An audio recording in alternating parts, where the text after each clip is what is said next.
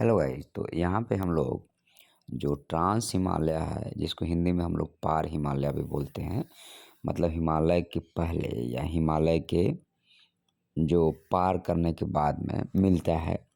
तो एक्चुअल में यह हिमालय का भाग नहीं है, यह हिमालय के बनने से पहले बन गया था। और दूसरी बात ये है कि यह जो है यह जम्मू कश्मीर के रीजन में और तिब्बत के रीजन में मिलता है। तो अगर हम इसको कहें कि ट्रांस हिमालय जो है सो उत्तर पश्चिम में, मतलब सिर्फ जम्मू कश्मीर में ही मिलता है।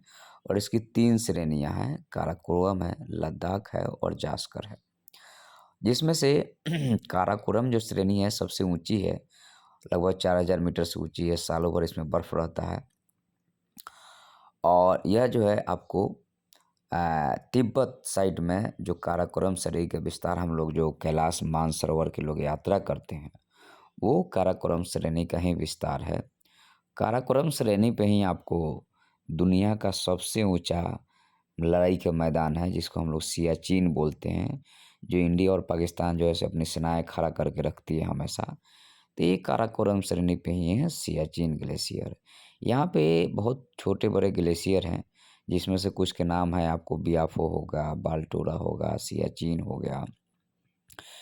और चूँकि ये बारिश होती नहीं है, बहुत कम बारिश होती है। और दूसरी चीज़ है कि सालों भर जो है सो यहाँ पे अ, बर्फ़ से ढका रहता है।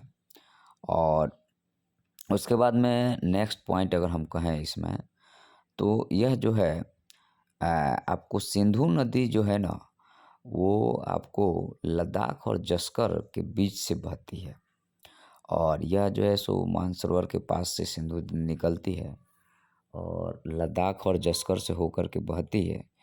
और ये पाकिस्तान बाद में जा कर के जब यहाँ से पहाड़ से बाहर निकलती है, तो ये पाकिस्तान साइड में चली जाती है और फिर अरब सागर में जाके गिर जाती है। तो यहाँ की बायोडाइवर्सिटी बहुत नाजुक है। यहाँ पे खेती वगैरह बहुत कम होता है। लोग का मैक्सिमम जो काम रहता है वो टूरिज्म से रिलेटेड रहता है। तो अब यहाँ पे है कि इसमें एक चोटी है जिसका नाम केट्यू है, और उसको गॉडविन ऑस्टिन भी बोलते हैं।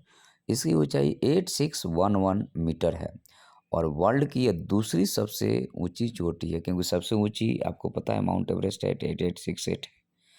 उसके बाद में 8611 मीटर जो है इसकी ऊंचाई आती है। और यह जो है सो अधिकतम क्षेत्र शुष्क रहता है, ठंडा रहता है, जिसके इसके कारण, जो कि मरुस्थल 2 टाइप का होता है, एक हॉट मरुस्थल होता है, शुष्क मरुस्थल होता है। तो यह जो है शुष्क मरुस्थल में आता है। और इसमें हम पहले ही बता चुके हैं आपको, वर्षा बहुत कम होती है।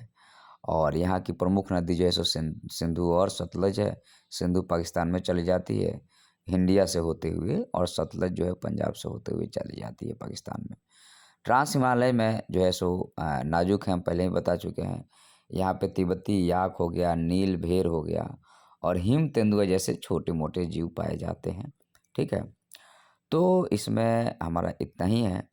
और अगर आप लोगों को यह वीडियो पसंद आता है, तो आप लोग इसके ऊपर जो अपना कमेंट देना होगा दीजिएगा। धन्यवाद।